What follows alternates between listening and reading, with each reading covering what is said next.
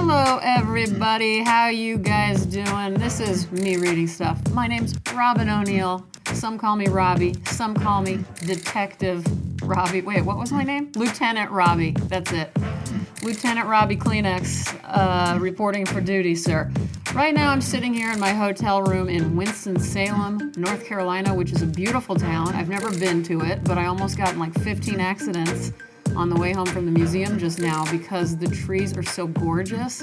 I'm talking the bright orange, yellow golds that I envisioned only happening in Vermont or something. They're all over this bitch, and I am loving it. So anyway, I wanted to not miss out on my Thursday appointment with you guys, even though I'm in the middle of a lot of stuff, and I'm sitting here. I put my sweatpants on for 2 hours.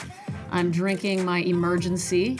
That's that vitamin C shit that's supposed to make you not get sick because I've been traveling so much and everybody in my vicinity is coughing and I'm talking the disgusting coughs. But I'm trying to be cool about it when they do it. I don't want them to know that I'm squirming and freaking out. So I'm just a little bit worried about getting sick. And I have a story for you guys. When I was on the plane, I don't know which part of I had a layover. There was this moment where there was this young man, I would say like 24 would be my guess. And I shouldn't be telling his story because it's not mine to tell, but in a way it is. And he upset everybody in the plane because right as we landed, he said he had to go to the restroom, and he got up and he went to the restroom, and he was in there for a while to where the pilot even kept saying, if everybody doesn't get in their seat, I am not taking you guys to the gate. We are staying here until everybody's in their seat. We cannot have people. It's against FDA regulations. So, hey, it's me. It's against the Federal Drug Administration's regulations to allow people to go to the bathroom on flights when you're taxiing into the gate. Sorry, you guys. I caught it like a minute after I said it, and I couldn't go back. So anyway, here I am saying, I know it's FAA. I'm sorry. I'm tired. I'm an idiot. Get in your seat. And this poor kid was not getting out of there. And then when he did come out, everybody was like, well, first of all, everyone was mad and was wondering why he's not out. And then when he came out, everybody like laughed and cheered, like, yay. And you could tell he was holding his stomach and he was really sick. Now, this kid happened to be in my row with me. He was seated next to me. So he got back towards the window, and then we started, taxiing into the gate. And I can't remember, someone said something to him, and he goes, no, it's my disease. I have a disease called ulcerative colitis. And he was about to start crying. And I mean, if you guys listen, you guys know I have ulcerative colitis, and I know that it was the worst when I was about his age. And I go, oh my God, I also have it. And he goes, you do? He said he had never talked to anybody who had it before. And he's kind of in the thick of it right now after being diagnosed and figuring out how to manage it. And so I don't know why I'm telling you guys this story. And I gave him my email in hopes that he would reach out if he had any questions, because I asked him, what do you miss the most?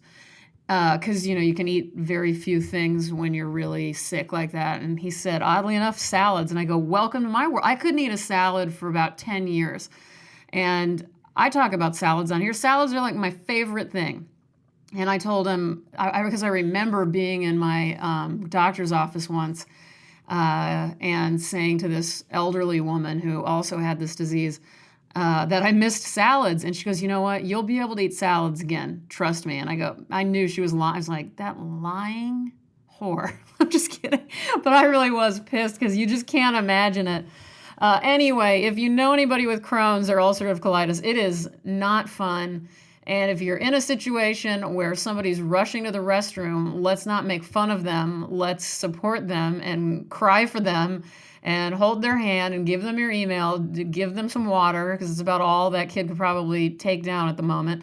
So anyway, I didn't plan on telling you guys that story, but it's just another insight into life and on the road, on the airplanes with ulcerative colitis. So who am I going to read to you guys today? You want to know who? Well, he's just about the most famous living poet there is right now at the moment. His name is Kaveh Akbar. I'm going to be reading from his new book of poetry called Calling a Wolf a Wolf. you kind of can't go anywhere without encountering him. People are in love with him, his story, and his work. And you've got to follow him on Twitter. I'll put a link in the whatever of the podcast here, showing you where you can buy the book, and follow him on Twitter if you like poetry, because it seems to me that his entire goal is similar to mine, but he's more of an authority, which is reaching out and showing people how accessible poetry is and how wonderful poetry is. And he just basically supports other poets, both living and dead, constantly by promoting them on his Twitter feed. And it's, I have never seen anything that I didn't love that he posts. So that's really saying something, because I hate so much shit. This book came out very recently from Alice James Books. So it came out this year, and I'm going to be reading you guys a piece called Some Boys Aren't Born, They Bubble. Hold on a second. Let me get comfortable. I'm freezing, which is rare. I'm very cold. Okay. All right. That's my squeaky chair. Here we go. Some boys aren't born, they bubble. Some boys aren't born, they bubble up from the earth's crust. Land safely around kitchen tables, green globes of fruit already in their mouths. When they find themselves crying, they stop crying. These boys moan more than other boys. They do as desire demands. When they dance, their bodies plunge into space and recover. The music stays in their breastbones. They sing songs about storms, then dry their shoes on porches. These boys are so cold their pilot lights never light, but they buy the best heat money can buy. Blue flames, swamp smoke. They are desperate to lick and be licked. Sometimes one will eat all the food in a house or break every bone in his jaw. Sometimes one will disappear into himself like a ram charging a mirror. When this happens, they all feel it. Afterwards, the others dream of rain. Their pupils boil. They light black candles and pray the only prayer they know. O Lord, spare this body. Set fire to another. There we go. I'm going to get kicked out of the hotel for banging this book against the wall.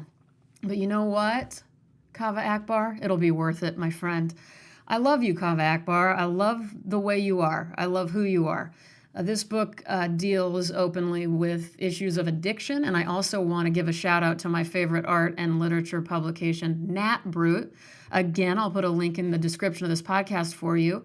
They have their new issue 9 is out as of today, and it is definitely worth checking out.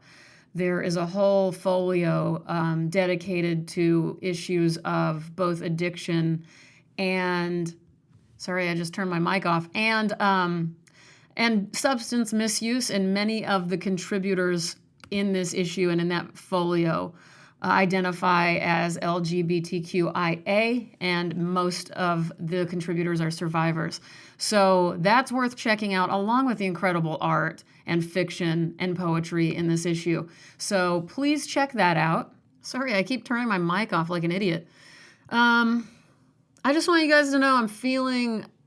I guess I'm just feeling dichotomously about everything lately. As you know, I've been dealing since March with my serious heart issues.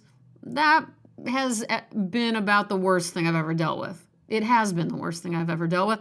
But at the same time, I've been dealing with getting this book of 20 years of my drawings out there, and I have this show up right now that's also celebrating all these years of work, and that's been the best thing I've ever gone through working on this book with Brian Gibb. And I it's such a weird experience to have, because these have all happened at the same exact time. That's when we started working on it, is when my heart was really bad. So I don't know. I can't tell at this point if I'm capable of anything or absolutely nothing. That's how I'm feeling right now.